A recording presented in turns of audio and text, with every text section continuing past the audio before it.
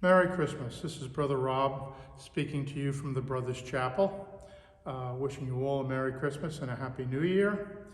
And today I thought what we might do is talk a little bit about the expression of music in the lives of the brothers. It plays a very important part. During Christmas time, there's just so much music around, and it's omnipresent. It's everywhere, and we have secular music, we have sacred, we have Frosty the Snowman, we have Jingle Bells and Rudolph, but then we also have Hark the Herald Angels Sing, Joy to the World, Little Town of Bethlehem, and other songs of that nature. And those are the songs that talk to our, that speak to our faith, that in some way or shape, one shape or form, take our hearts and move them to where we would like them to be. There's a very important passage in Scripture where one of the scribes, I think, asks Jesus, I think it's in Matthew's Gospel, about what is the greatest of the commandments. And Jesus says the greatest commandment is to love the Lord your God with all your heart, with all your soul, and with all your mind. And those three things are very, very important. We tend to spend a lot of time thinking about things, though, spending our time in our minds and our thought, our thinking. But what's equally as important is what is in our heart and the way we express ourselves, the way we have our soul radiating out to others. And we do that a lot in our music. There's a spiritual that goes, it asks the question, why do I sing? And if I can remember the words correctly, I sing because I'm happy. I sing because I'm free. The sparrow, Jesus keeps his eye on the sparrow, and that's why I sing. And when I first heard that, I said, well, why is this important? The sparrow, why do they bring that up? And then I remembered, well, not even one sparrow falls to the ground. Not even one hair of your head falls to the ground without God knowing it. So Jesus knows what's in our hearts. He knows what we feel. He knows what's there.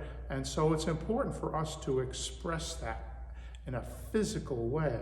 And physical way, the best way to do it is to sing. When we sing, we use so many muscles. When I used to be in charge of the Glee Club, we'd talk about the diaphragm and holding your jaw the right way and all of that. And that's all very important, but even just speaking, you use over 100 muscles.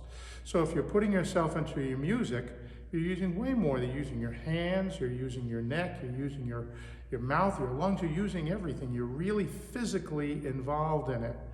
And that physical involvement helps to inform our thoughts. And when the two of them work together, well, that's when we're living the commandment that Jesus speaks about. Love the Lord your God with your whole heart and with your whole mind and with your whole soul.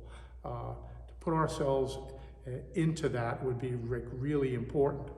Now, during the Christmas season, one of the things that a lot of musicians do is they're called upon to play many songs. And so we have something called a fake book, okay? And I always got a kick out of the title. This one is the Christmas fake book. There are many kinds of fake books. But the reason that caught my title was because, that title caught my heart was because we can't be faking this. This is something that's got to be real. It's got to be from the heart. It's got to be from our body. We put ourselves into it. And when we sing as a group, when we sing in community here with the brothers, we're all breathing together at the same time. We're taking the same breaths.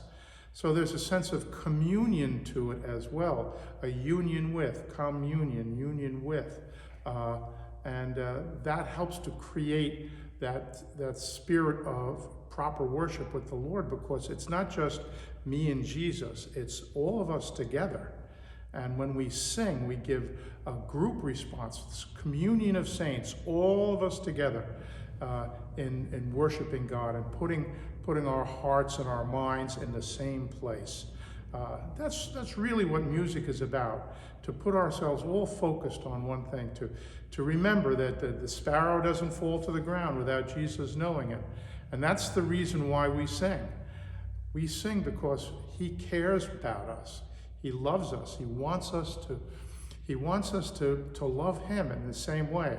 And when we physically put ourselves into it, that's what we're doing. And there's no faking that. Thank you very much.